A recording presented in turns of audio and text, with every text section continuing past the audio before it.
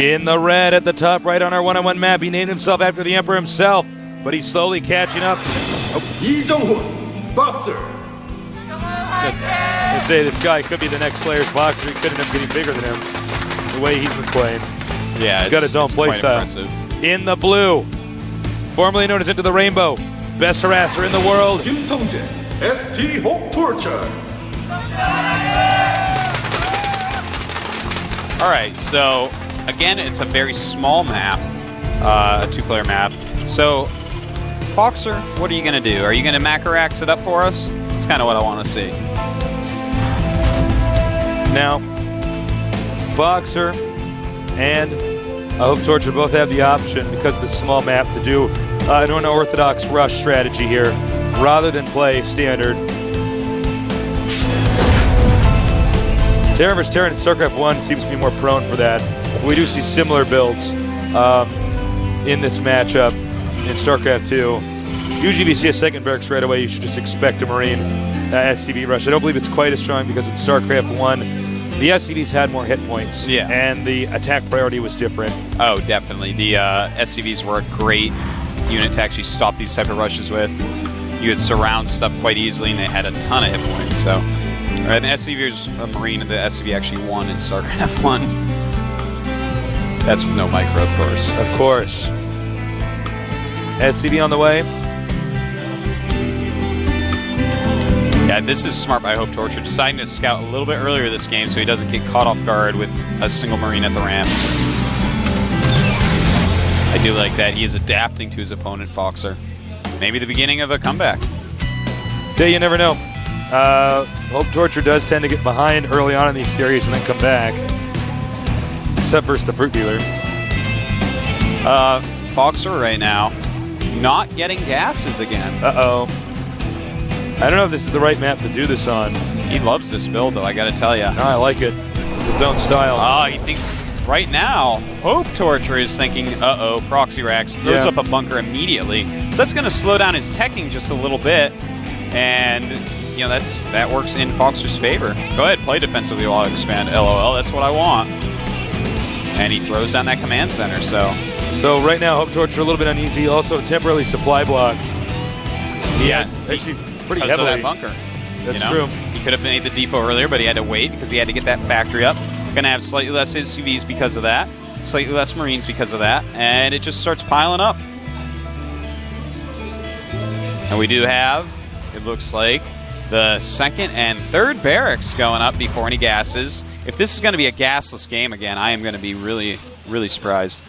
Could be. I mean, I think he wants to make the strategy work, and I think it is because we have the fourth barracks now on the way. It really looks like it. I think we're going to see solid, pure Marine for a little bit. And we're going to have to see if this is going to do as good a job as last time. Now, note the starport is over here in the main, the Banshee build that we see so often in TvT. So the Banshees will be in the location which would be predicted. And by the way, he scans, so you can see here. He sees exactly what's going on. He knows. Yeah, that's... I think that this game, we might see a very big difference from the last. He knows it's coming. It's not proxied. He's getting gases now. So he's like, all right, going to get my stim upgrade because you need stim to take care of those Banshees. Otherwise, they just fly away. That's true. And that's no fun for him. And the Marines are just sitting there shaking their fists at it. Damn you. Lots of Marines here. No tech lab yet, though. Yep, that's definitely going to be... I think he's just going to rush to stim. Everything else is going to be basically the same in this build. Of course, that makes quite a difference. Now, will HopeTorture actually get cloaking? I don't know, because his... Ooh, I like this, though. Oh, this is interesting, Tasteless. Look at that. A second factory and a second barracks. Interesting. No expansion. So HopeTorture definitely going to go all in here. No cloaking for the Banshee. That's very smart because it was scanned, and Foxer will just assume it's going to be the same build as last time, perhaps. And there you go. He's got stim going on. And he does have double tech lab, so he can actually pump out a lot of Marauders, which are going to help against double factory. That's right. I like how I made this factory up here where it's unlikely to be scanned, and meanwhile making the barracks down here. Yeah, yeah.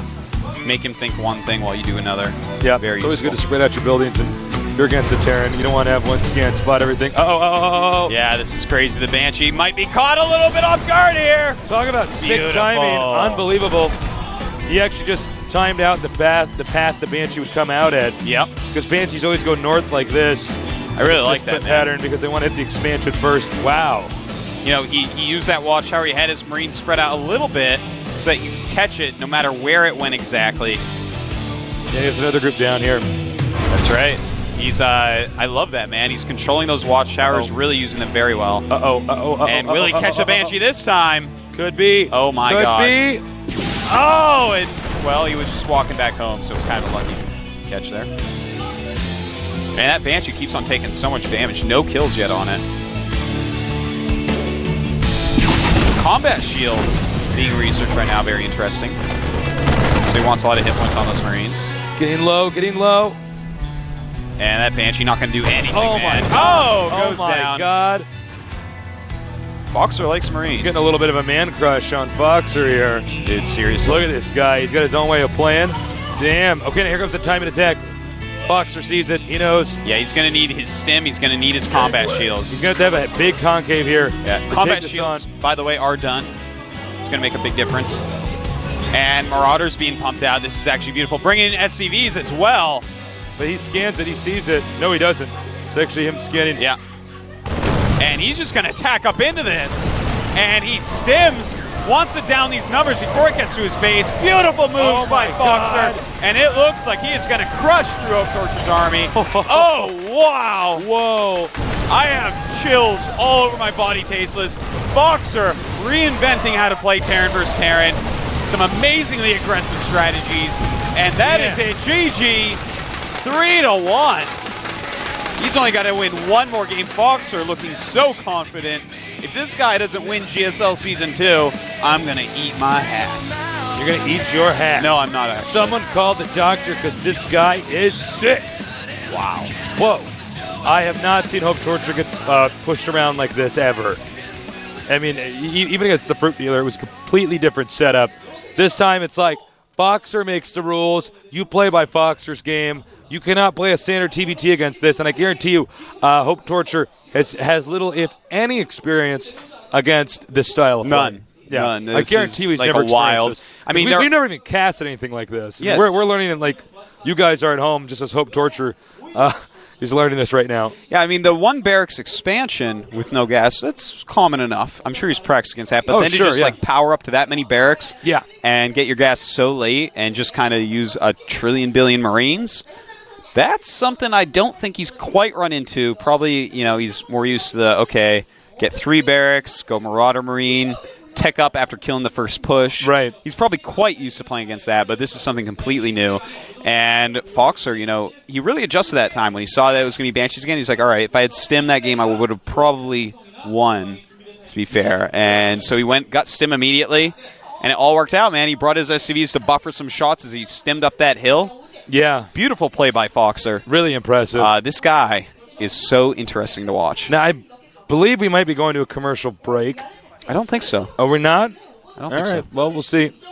Just depends on the length of the games and if we disappear, it's bladders of the commercial. players. But, So, yeah, we'll know in a minute. No, I don't think so, though. Next map, going to be Blistering Sands. Yes, great now, map for TvT. If there's any map that's good for Marine rushes, it'll be this one.